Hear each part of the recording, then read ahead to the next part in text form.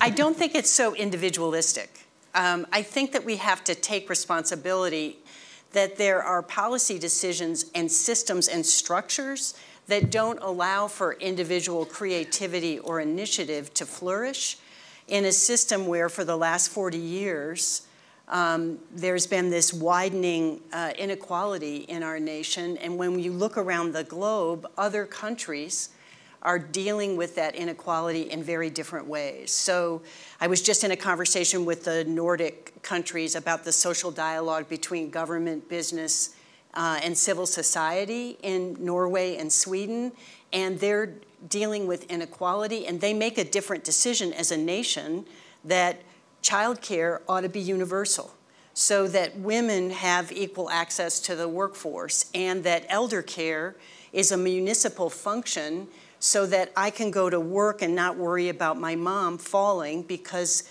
she has access to a middle-class worker who can feed her family and not do what home care providers in the US do, which is work 100 hours a week and are in poverty, excluded from Social Security, used to be excluded from Fair Labor Standards Act, all because we've structured into the US economy an exclusion of people who are never going to make it to the middle class.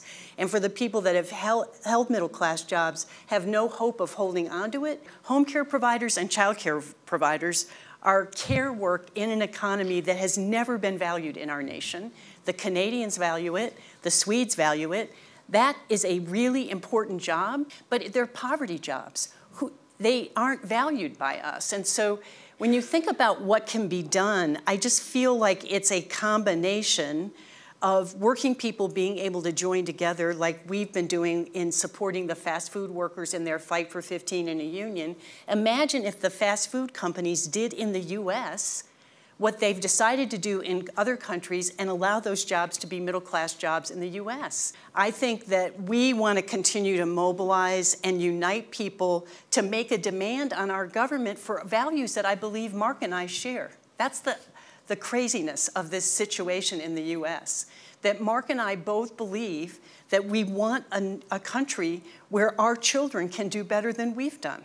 That's the promise of our nation, and that means that we have to decide as a nation that everybody's included, and we haven't done that.